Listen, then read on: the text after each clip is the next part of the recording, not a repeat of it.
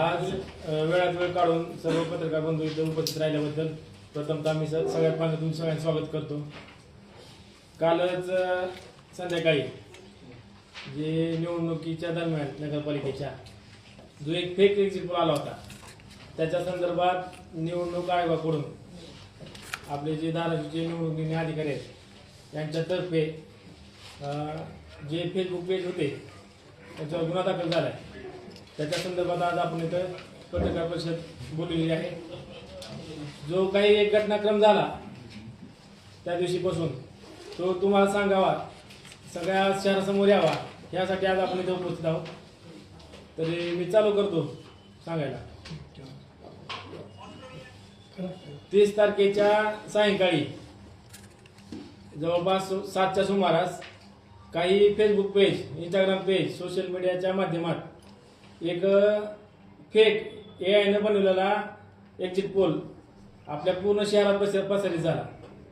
त्याच्यामध्ये Dharashiv 2.0, all about Dharashiv, जिल्हा धाराशिव या फेसबुक पेजवरून ज्यांचा की लाखो मध्ये फॉलोअर्स आहेत, सबस्क्रायबर आहेत, अशा ह्याच्यावरून एक पेड स्वरूपात एक एक्झिट पोल देण्यात आला।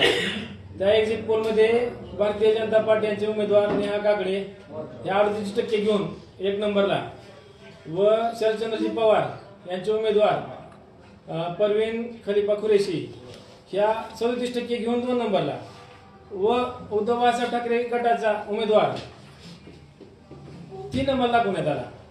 ह्याच्यातून जनतेची दिशाभूल करून ही लढाई म्हणजे एक मिसगाईड करण्याचा प्रकार करण्यात आला की ही लढाई भाजप आणि शरदचंद्र पवार यांच्या पक्षामध्ये आहे व जो आमचा उमेदवार विजयाकडे वाटचाल करणारा या आमच्याकडे लोकांनी दुर्लक्षित करावं व भारतीय जनता पार्टीने याच्यामध्येच ही लढाई दाखवण्याचा प्रयत्न केला गेला।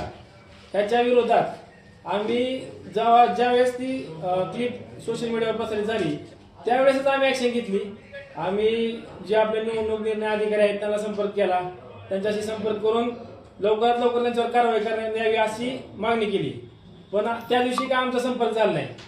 त्याच्यामुळे आम्ही युवासेनेच्या माध्यमातून जवळपास पूर्ण तालुक्याची बॉडी घेऊन आम्ही दुसऱ्या दिवशी जिल्हाधिकारी साहेबांची भेट घेतली। जिल्हाधिकारी साहेबांना निवेदन दिलं, त्यांना सर्व प्रकार विस्तृत सांगितला।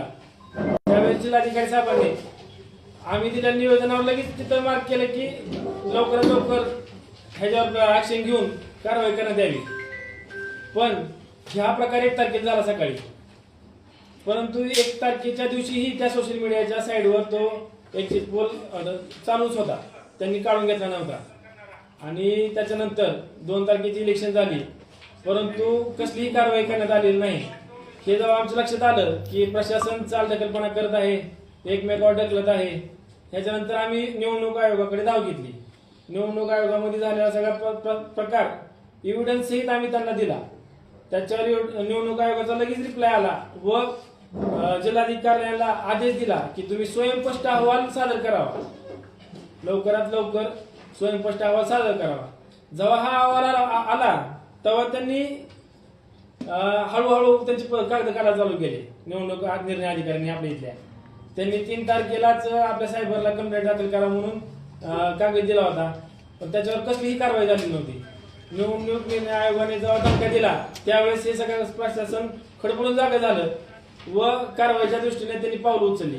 पण त्याच्यातही त्या अधिकाऱ्यांनी एवढा ढिसापणा केला की नुसता कागदपत्र खेळ चालू केला की खेळते जिकडून तिकडे तिकडून इकडे, त्यांनी एकमेकावर कागद टाकला चालू केली। निवडणूक निर्णय अधिकाऱ्यांनी आचारसंहिता कक्ष प्रमुखावर कागद टाकला की तुम्ही काय कारवाई करावी।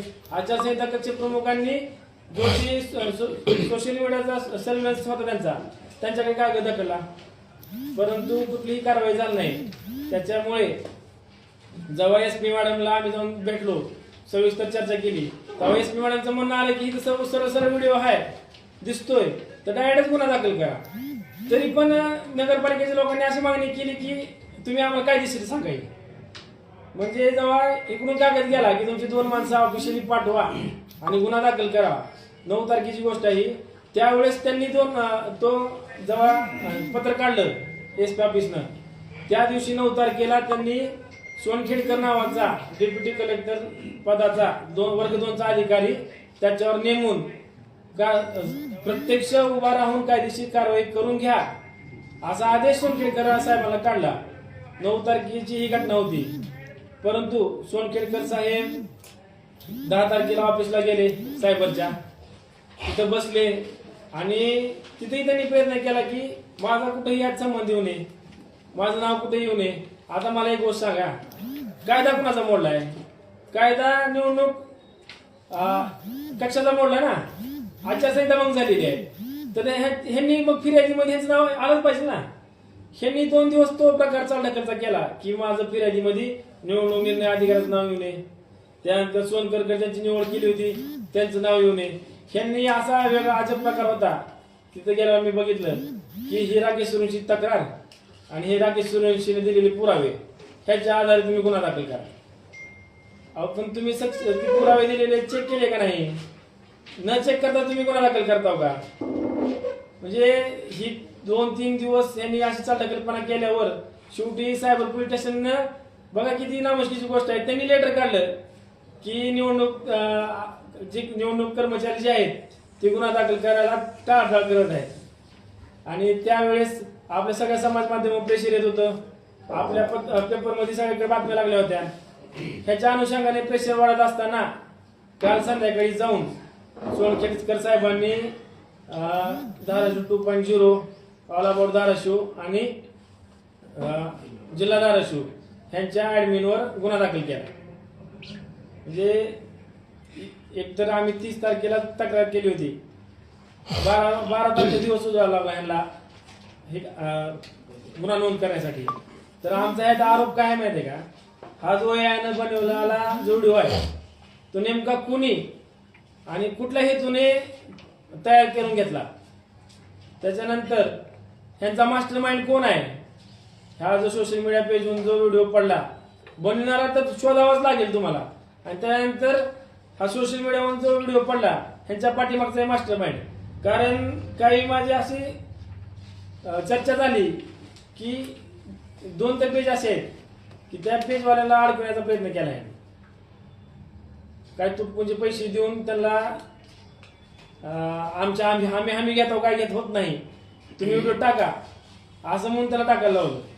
त्याच्यामध्ये धाराशिव 2.0 हे जे पेज आहे त्यांचं जे ऍडमिन आहे हे मास्टर माइंड असण्याची शक्यता आहे. त्याच्यामुळे आम्ही शासनाला अजूनही आमचा लढा चालू आहे. काल FIR दाखल झाली आहे, परंतु ह्यांचे पाठीमागचे ऍडमिन हुडकून लवकरात लवकर यांच्यावर कारवाई करण्यात यावी, यांचा शिक्षा व्हावी व ह्यांचे जे फेसबुक पेज आहेत ते पेज कायमचे बंद करण्यात यावे अशी आमची मागणी आहे युवासेनेतर्फे आणि शिवसेनेतर्फे. आपण बघितलं असेल की धाराशिव 2, जिल्हा धाराशिव आणि ऑल अबाउट धाराशिव या तिन्ही पेजच्या माध्यमातून निवडणूक मतदान 1 दिवसावर असताना त्यांनी पेड न्यूज म्हणतो मी त्याला, पेड न्यूज आणि फेक न्यूज प्रसारित केली. त्याच्या पाठीमागचा उद्देश काय होता की मतदानावरती परिणाम व्हावा. आणि त्यांनी त्याच्यामध्ये दाखवले की खरं तर वास्तविक आता भारतीय जनता पार्टी या लढतीमध्ये कुठं दिसून आली नाही, परंतु नसलेल्या लढतीमध्ये त्यांना दाखवण्यासाठी त्यांचा 8 तास होता. आणि पेड न्यूज केलेली आहे त्यांनी, पैसे घेऊन त्यांनी ते व्हिडिओ याच्या माध्यमातून प्रसारित केला. पण माझं एक म्हणणं आहे की त्यांना हा व्हिडिओ कोणी बनवून दिला, हा व्हिडिओ कोणी तयार केला, कोणाच्या नंबरवरून त्यांना पाठवला गेला, ह्याच्या पाठीमागं कोण आहे हे अगोदर तपासणं गरजेचं आहे. परत त्या धाराशिव 2चं जे पेज आहे त्या माणसाचा त्याचा जो ओनर आहे त्याचे बँक अकाउंट तुम्ही चेक करावे सगळ्यांनी. आम्ही तशी मागणी पण करणार आहे निवडणूक विभागाला की त्याला कुणी पेमेंट दिलेलं आहे, त्याला कुणी पैसे दिले, त्या पैशाच्या आधारे त्याने ती पेड न्यूज केली आणि खोटी बातमी प्रसारित केली. दुसरा विषय असा आहे की आमचं तर स्पष्ट म्हणणं आहे त्याच्यामध्ये की तो राणा पाटलाचा आणि मंदार पाटलाचा कार्यकर्ता आहे. तुम्ही त्याच्या पेजवरती जाऊन बघा की त्याच्या जेवढ्या काही त्यानं हे केले असतील, पोस्ट टाकले असतील, त्याच्यातल्या 100 पैकी 99 पोस्ट त्यांच्या आहेत. शेवटी जास्त त्याला अधिकार आहे. परंतु त्यांनी निवडणूक उद्या मतदान असताना ही बातमी प्रसारित करणं म्हणजे आचारसंहिता भंगाचा गुन्हा दाखल त्याच्यावरती व्हावा. पैसे घेऊन अशी खोटी बातमी प्रसारित केली त्याचा पण गुन्हा त्याच्यावरती दाखल व्हावा. आणि मी सांगतो तुम्हाला की आपण बघितलं असेल 2004ची विधानसभा निवडणूक ते राष्ट्रवादी काँग्रेस पक्षाकडून उभारले होते. त्यावेळेस पण उद्या मतदान असताना एका खोट्या वर्तमानपत्रामध्ये खोटी बातमी पैसे देऊन छापली गेली आणि त्याच्यामध्ये लिहिलं गेलं की पवनराजे निंबाळकर यांचा डॉक्टर पद्मसिंह पाटील यांना पाठिंबा. त्या आधारे लोकांमध्ये संभ्रम निर्माण झाला आणि ती निवडणूक फक्त 484 मतांनी राजेसाहेबांनी त्यावेळेस हारली निवडणूक.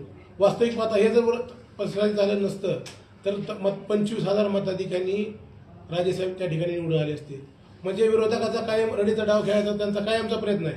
परंतु धाराशिव शहरातील जनता अशा बोलताना बळी पडणार नाही.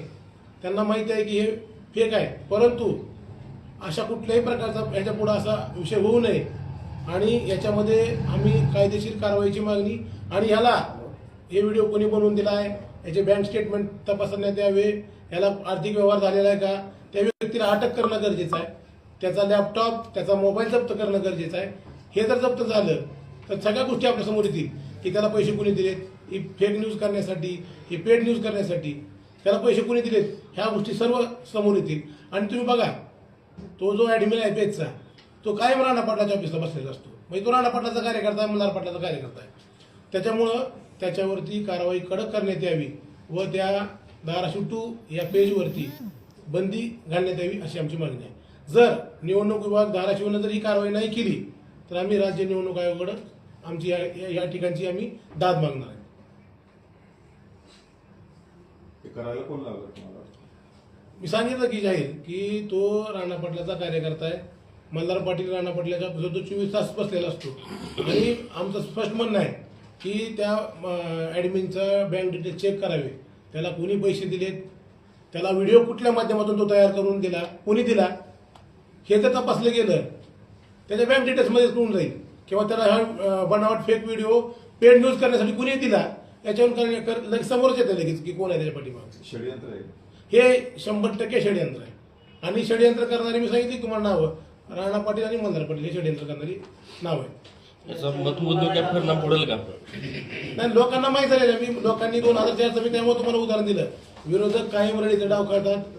त्यांना वाटलं होतं की आपला जो उमेदवार आहे तो कुठंही स्पर्धेत नव्हता. त्याच्यामुळे त्यांनी हा पेड न्यूज आणि फेक न्यूज तयार केलेली आहे. आम्ही लोकशाही मार्गाने राज्य निवडणूक आयोगाकडे दाद मागणार आणि न्यायालयीन लढाई लढणार. तक्रारीची दखल घेण्यास उशीर झालाय, यावर कोणाचा दबाव? निश्चित त्या माझं जर म्हणणं आहे की पोलीस अधिकारी असतील किंवा तो ॲडमिन असेल त्यांचे सीडीआर स्वतः तपासावे की ह्याच्या म्हणजे अधिकाऱ्यावर कोणाकोणाचा दबाव आला की गुन्हा दाखल करून घेऊ नका. या बाबतीत पण माहिती सगळी कळेल सीडीआर जर तपासलं. आपण सगळं असताना एवढा वेळ